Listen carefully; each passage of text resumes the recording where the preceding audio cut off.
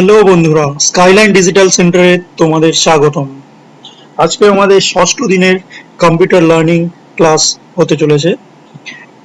এই 5 দিনে তোমরা যেগুলো শিখেছো, আশা করি তোমাদের সবাই বুঝতে পেরেছো কম্পিউটার খুব সহজ ভাষায় আমরা কিভাবে শিখতে পারি, জানতে পারি। ঠিক আছে, আমরা থিওরি এবং প্র্যাকটিক্যাল দুটো ব্যাপারই যতটা সম্ভব তোমরা যাতে খুব সহজে শিখতে পারো সেই বিষয়ে আমরা রেখে এই ভিডিওগুলো আমরা তৈরি করছি। ঠিক আছে, তো আজকে আমাদের ষষ্ঠ দিনে আমরা আলোচনা করব যে কম্পিউটারের যেসব কিভাবে স্টার্ট করতে হয়। ঠিক আছে, কম্পিউটার, ডেস্কটপ কম্পিউটার কিভাবে স্টার্ট করতে হয়, ল্যাপটপ কিভাবে স্টার্ট করতে হয়, এরপরে আসবে কম্পিউটার কিভাবে বন্ধ করতে হয়। ঠিক আছে, আর কিছু শর্টকাট কিজ। কম্পিউটার স্টার্টিং এর পরে কিছু ক্ষেত্রে অনেক শর্টকাট কিজ আমরা ব্যবহার করি, তো সেসব ক্ষেত্রে আমরা এইসব ব্যাপারগুলো নিয়ে আলোচনা করব আজকের দিনের এই ভিডিওটিতে। তো বন্ধুরা, কম্পিউটার স্টার্ট করার ক্ষেত্রে প্রথমেই আমাকে খেয়াল রাখতে হবে যেটা পাওয়ার সাপ্লাই। ঠিক আছে, পাওয়ার সাপ্লাই যেটা ইলেকট্রিক বোর্ড থাকবে আমাদের, যে এক্ষেত্রে দেখতে পাচ্ছ এখানে ইলেকট্রিক বোর্ড। তো ইলেকট্রিক বোর্ডের ক্ষেত্রে আমাদের সেখানে খেয়াল রাখতে হবে যে পাওয়ার সাপ্লাই ঠিক আছে কিনা। তো সর্বপ্রথম আমাদের যেটা কাজ হবে, আমাদের ইউপিএস এর কানেকশনটা দেখতে হবে। ইউপিএস এর যেটা পাওয়ার কেবল থাকবে সেটা আমাদের ইলেকট্রিক বোর্ডে ইনপুট করতে হবে। ইনপুট করে সুইচ অন করতে হবে। সেখান থেকে ইলেকট্রিক বোর্ড থেকে সুইচ অন করলে পাওয়ার সাপ্লাই, তোমার ইউপিএস এ পাওয়ার সাপ্লাই চলে এলো। তখন এখানে একটা অবশ্যই তুমি একটা লাইট দেখতে পাবে। ইউপিএস এর পাওয়ার সুইচটা অন করার পর ইউপিএস এ একটা পাওয়ার সুইচ থাকবে, যেটা কিনা সেটা তোমাকে অন করতে হবে। ঠিক আছে, তো ইউপিএস এর পাওয়ার সুইচটা অন করলে তখন কি হবে, ইউপিএস থেকে পাওয়ার সাপ্লাই, যেটা কিনা আগে থেকে মনিটর এবং সিপিইউর পাওয়ার কেবল দিয়ে ইউপিএস এর সাথে কানেক্টেড করা থাকবে। তো এই দুটো জায়গায় তোমার মনিটর এবং সিপিইউতে পাওয়ার সাপ্লাই চলে যাবে। তো পাওয়ার সাপ্লাই এক্ষেত্রে মনিটরে তুমি সাথে সাথে তুমি ডিসপ্লেতে লাইট দেখতে পাবে, কিন্তু সিপিইউর ক্ষেত্রে তোমাকে সিপিইউর যে পাওয়ার সুইচটা থাকবে সেটা তোমাকে অবশ্যই অন করতে হবে। ঠিক আছে, তো অন করলে তখন অবশ্যই সিপিইউর লাইট আপ তুমি দেখতে পাবে, এবং তারপরে সিপিইউতে যে ফ্যান থাকে ভেতরে সেটার আওয়াজও অবশ্যই তুমি শুনতে পাবে, বুঝতে পারবে, এবং মনিটর অবশ্যই তোমাকে আমাদের যে বুটিং এর সিস্টেম সেটা তোমার সামনে শো হবে। ঠিক আছে, তো এক্ষেত্রে স্টার্ট করার ক্ষেত্রে এই জিনিসগুলো এইভাবে মানে কম্পিউটারটা স্টার্ট করতে হয় এই সিস্টেমই। এটা ডেস্কটপ কম্পিউটারের ক্ষেত্রে হয়। ঠিক আছে, তো আর ল্যাপটপের ক্ষেত্রে তোমার পুরো সিস্টেম আলাদা হচ্ছে। ল্যাপটপের যেটা পাওয়ার সুইচ থাকে সেটা অন করলেই ওটা ল্যাপটপটা সুইচ অন হয়ে যায়। ল্যাপটপের পাওয়ার অন করার সিস্টেমটা বলতে পারো তুমি যথাসম্ভব মোবাইলের মতো একদম। ঠিক আছে, তো মোবাইলে যেমন পাওয়ার সুইচ অন করলে মোবাইল অন হয়ে যায়, ল্যাপটপের ক্ষেত্রেও সেম। তো এই হচ্ছে তুমি আমাদের যে অন করার ক্ষেত্রে যে সিস্টেম আছে, তো এইভাবে তুমি পাওয়ার সুইচ অন করতে পারো।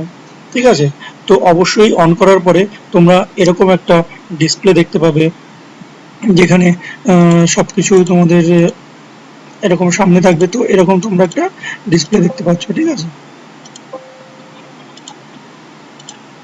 এরকম একটা ডিসপ্লে দেখতে পাচ্ছ। এরকম ডিসপ্লের ক্ষেত্রে এটা আলাদা হতে পারে, তোমাদের উইন্ডোজ অপারেটিং সিস্টেম আলাদা যদি হয় তাহলে সেক্ষেত্রে আলাদা হতে পারে। আমার কম্পিউটারে যেমন আছে উইন্ডোজ 10 অপারেটিং সিস্টেম, তো সেক্ষেত্রে তোমরা এরকম ডিসপ্লে দেখতে পাচ্ছ। আর কিন্তু সেক্ষেত্রে তোমরা যদি অন্য ডিসপ্লে বা অন্য উইন্ডোজ অপারেটিং সিস্টেম ইউজ করো, যেমন উইন্ডোজ 7 হতে পারে, তো সেক্ষেত্রে আবার একটু আলাদা ডিসপ্লে দেখতে পাবে। ঠিক আছে, তো এক্ষেত্রে একটা স্টার্ট মেনু আছে। ঠিক আছে, স্টার্ট মেনুতে তুমি যখন তোমার কম্পিউটার স্টার্ট হয়ে যাবে এবং তোমার প্রয়োজনীয় যা যা কাজ আছে তুমি সেগুলো করে নিলে, করার পরে তুমি এখানে স্টার্ট মেনুতে ক্লিক করলে অবশ্যই তোমাকে এই যে এখানে পাওয়ার মেনু আছে। ঠিক আছে, পাওয়ার বাটন আছে, তুমি অবশ্যই এখানে পাওয়ার বাটনে ক্লিক করবে। করার পরে এই যে শাটডাউন, ঠিক আছে, শাটডাউন এই অপশনটা তুমি পেয়ে যাচ্ছ।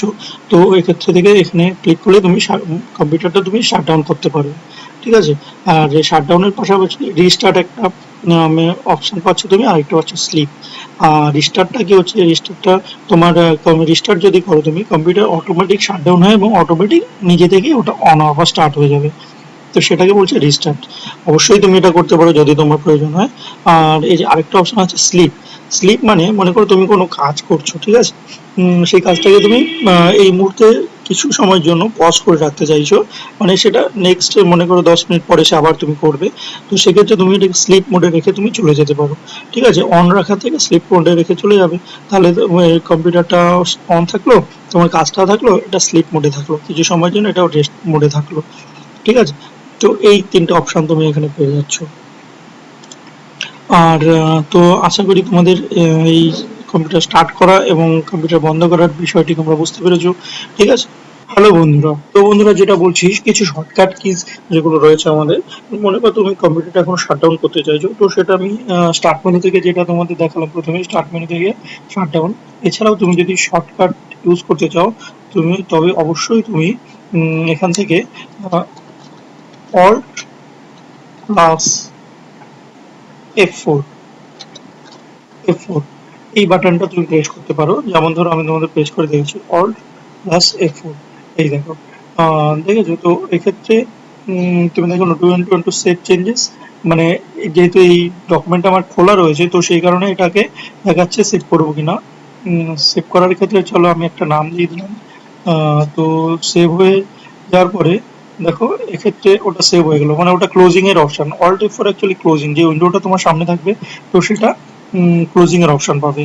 দেখো আমি আবার করে দেখেছি অল্ট F4, তো এখানে দেখো আমাকে অপশন চলে আসবে যে এটা শাটডাউন হয়ে যায়, দেখে উইন্ডোজ 10 শাটডাউন এই অপশন চলে আসছে। আমি যদি এখন ওকে করে দিই তাহলে অবশ্যই এটা শাটডাউন হয়ে যাবে, কিন্তু আমি শাটডাউন করছি না, তো আমি ক্যান্সেল করে দিলাম।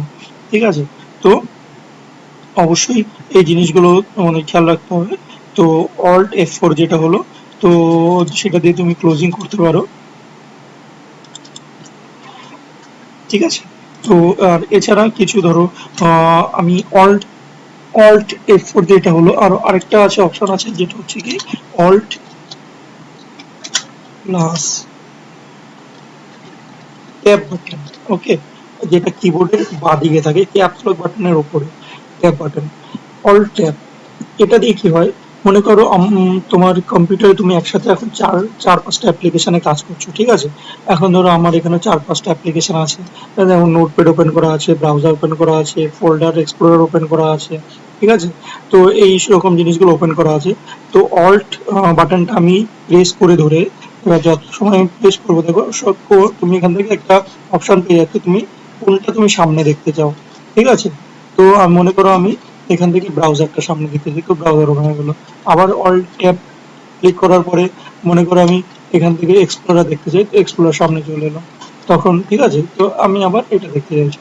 তো উইন্ডোজ গুলো যে অ্যাপ্লিকেশন গুলো রয়েছে, তার যে উইন্ডো রয়েছে সেগুলোর মধ্যে সাফল করার জন্য তোমার পছন্দ মতো উইন্ডোটা তুমি আবার নিয়ে আসার জন্য সেটা তুমি ইউজ করতে পারো শর্টকাট কি হিসাবে।